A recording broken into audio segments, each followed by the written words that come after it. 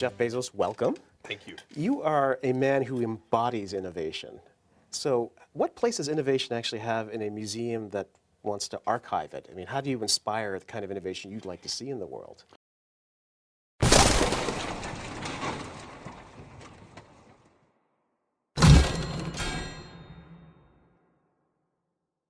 Well, I think one of the things that you want is for kids when they come to a museum like this to be inspired by what's come before and to see what's possible and to see how individuals and companies invent pieces of the future and what that really means for our lives. And in Seattle, this is such a hotbed of innovation. It's really kind of remarkable, on a per capita basis. I don't know of any place that has spawned more invention, more companies that really have, made a dent in the world. Yeah, I mean, and that geographic location right here in Seattle, right South Lake Union, close to Amazon. Why was it so important for you to actually put this monument to innovation or this inspiration to innovation right here? Well, Mohi had already selected this location. They were moving for other reasons, but I just think Mohi is the perfect environment for a center for innovation. That's kind of what they've been focused on from their founding. And when you think about our location where Bill Boeing actually launched his first plane, and we're 20 miles away from Bill Gates and now Jeff Bezos, this is probably, it feels like the right place. Like Seattle does have this incredible story around innovation. Yeah, there's something in the water here. I don't know if it's legend or not, but you were in the car with your wife driving across the United States and you were doing the business plan as you were going there. Could you almost feel the pull of go west, young man? Absolutely. In fact, I had not made the final decision. By the time the movers came and collected our stuff to take it from New York City to Seattle, I was still deciding between Seattle and Portland. Oh. And so I just told them, well, just get started heading west. And I'll let you know in a few days whether you should go to Seattle or Portland. So what was the deciding factor? Well, the deciding factor was that Seattle is a little bit bigger. And so, I looked at the number of flights per week in the Seattle airport, and at that time, I think it was 3,000 flights a week coming out of Seattle and 1,000 flights a week coming out of Portland. And so there are just a lot of little things that in a bigger city are a tiny bit easier. You mentioned that you wanted innovation to inspire this next generation. Why is it important to you? Why is it so important to you personally to make that happen? Well, I think, I was a very lucky kid. I was inspired by invention and self-reliance from a number of different people and from, even watching the Apollo program as a little boy. And I think when little kids get inspired, you never know what might happen. It's a big deal. And everything about our society gets better over time. I really do believe that. I'm an optimist. The myth of the good old days is usually just that, a myth. We have better medicine than we've ever had before. Everything, all of that is invention. It's people figuring out antibiotics. It's people figuring out new kinds of biomedicines, biotechnology. It's things that have been figured out with the kind of communication that we have, the freedom of speech we have now with the internet. There's so many things that are getting better, and a lot of that is powered by invention. Is there a particular methodology to that? Because I think that's really important, especially for young people, to actually do that self-assessment and find that passion. Do you have any advice? I think that many kids and many grown-ups do figure out over time what their passions are. And sometimes we let I don't think it's that hard. I think what happens, though, sometimes is that we let our intellectual selves overrule those passions. And so that's what needs to be guarded against. Kids are very good about knowing what their passions are. I love that, because I think I've seen you describe this way, that you've always maintained that sense of wonder. I think that's what kids have, but we lose it somehow along the way. Yes, everybody, it's a gift if you can keep your childlike sense of wonder. And it helps with creativity, it helps to have fun. You laugh more and play more if you keep that childlike sense of wonder. So Bill Boeing, Bill Gates, Jeff Bezos, if you looked at what you've brought and the legacy of innovation, how would you describe that? Well, I think what I would hope Amazon's legacy would be is Earth's most customer-centric company. What we have always wanted to do is raise the standard for what it means to be customer-centric to such a degree that that other organizations, whether they be other companies or whether they be hospitals or government agencies, whatever the organization is, they should look at Amazon as a role model and say, how can we be as customer-centric as Amazon? Even If we could- competitors, I imagine, right?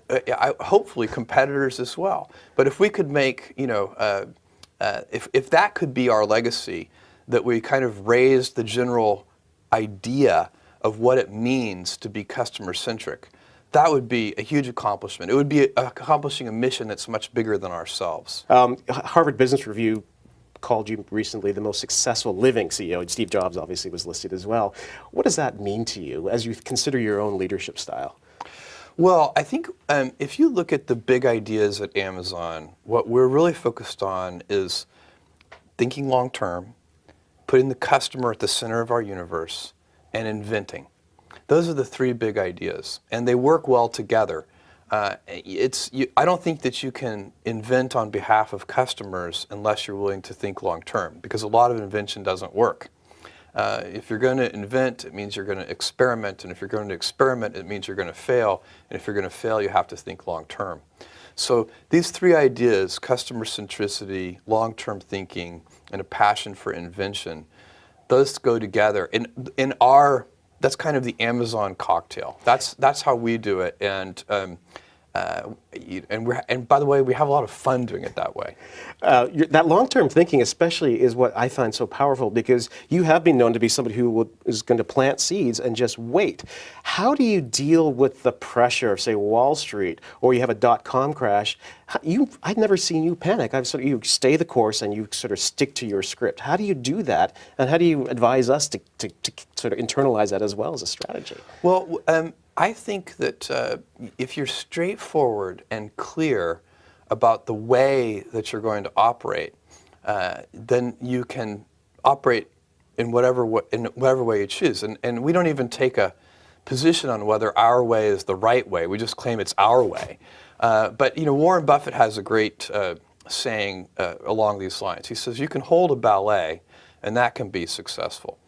And you can hold a rock concert, and that can be successful. Just don't hold a ballet and advertise it as a rock concert.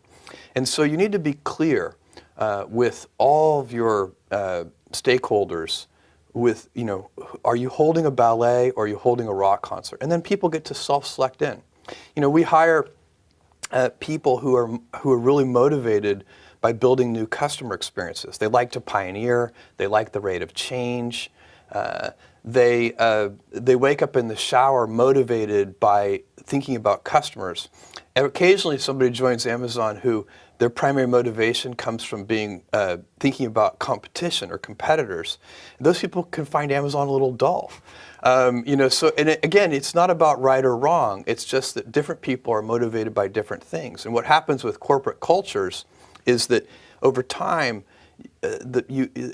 people collect themselves in a way where they like that culture, and then it becomes self-sustaining.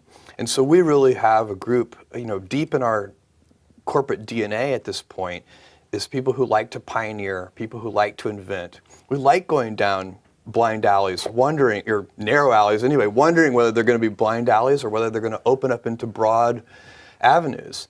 And that's fun for us. Well, that's really interesting, because you're not guaranteeing success anytime you go down those alleys. You don't know whether they're going to be blind. So when you look at success and when you look at failure, how does it feel like when you're in the groove, when you actually know you're on the path to success? Oh, it feels great. I mean, you have to be in the mindset that you can accept blind alleys. But I'll tell you, the broad avenues are way more fun. Is there a particular recipe that you have in terms of how you actually innovate in that collaborative culture? I think I don't think there's a particular recipe, but there are elements of what we do that I think help. So one of them is that inside our culture, we understand that even though we have some big businesses, new businesses start out small. And so, it would be very easy for, say, the person who runs our U.S. books category to say, why are we doing these experiments with things? I mean, that generated, a tiny bit of revenue last year. Why don't we instead focus those resources and that that all that brain power on the books category, which is a big business for us. And instead, that would be a natural thing to have happen. But instead, inside Amazon, when a new business reaches some small milestone of sales, email messages go around and everybody's giving virtual high fives for reaching that milestone. And I think it's because we know from our past experiences that big things start small. The biggest oak starts from an acorn, and you've got to recognize, if you want to do anything new, you've got to be willing to let that acorn grow into a little sapling and then finally into a small tree, and maybe one day it'll be a big business on its own. And in fact, that's one of the mottos for one of your initiatives, and forgive my pronunciation of the Latin, but Gradatim ferociter. What does that mean to you? Well, it means step by step ferociously. And it's the motto for Blue Origin. Basically, you can't skip steps. You have to put one foot in front of the other. Things take time. There are no shortcuts. But you want to do those steps with passion and ferocity. What's amazing about your success is that your timing was good too. How does an innovator actually identify that historical momentum, that Kitty Hawk moment? You recognize what was happening with the internet, and you said, you know what, there's actually a room for me to start with books and then move on. How do you do that? How do you find the time and the momentum, the zeitgeist? Well, I think to some degree, you follow your passions and then wait. You have to hope the wave catches you. I was always interested in computers. I was always interested in software. I was always a big reader. And so it wasn't, which made me alert to things like the internet and the possibility that you could build a bookstore online that would have universal selection. And that was really the founding idea of Amazon. And so I think everybody has their own passion, their own thing that they're interested in. And then you're very alert to the things that are in the sphere of influence of that passion. So your passion has led you to change the world, frankly, with Amazon. But yet you've got Blue Origin, you've got Bezos Explorations. Why can't somebody like you just rest on your laurels? Go play golf. Well, I love what I do. I also have 4 kids. I have a wife that I love. I have a lot of passions and interests, but one of them is, at Amazon, the rate of change is so high, and I love that. I love the pace of change. I love the fact that I get to work with these big smart teams. The people I work with are so smart, and they're self-selected for loving to invent on behalf of customers. And so, it's not, do I love every moment of every day? No, that's why they call it work. There are things that I don't enjoy, but if I'm really objective about it and I look at it, I'm so lucky to be working alongside all these passionate people, and I love it. Why would I go sit on a beach? I think that's important, that authenticity and that passion for anybody who's looking to innovate. The technology, the rate of change, I saw Vinton Cerf recently, he's considered to be one of the fathers of the internet, say that we are now in this era of permissionless innovation, meaning that we don't necessarily need to wait for permission from an institution like a government or a corporation to just do something. What does that mean to you in your position? Well, I think that's largely correct. I mean, in fact, some of the things that Amazon has, so the tools that we provide are designed to make it easy for people to do what Vince is calling permissionless invention. Things like Amazon Web Services, so that you don't have to build your own data center. You really can be a college student in a dorm room and you have access to unlimited compute facilities through Amazon Web Services. Same thing with Kindle Direct Publishing and a platform for publishers. There are no gatekeepers. It's self-service.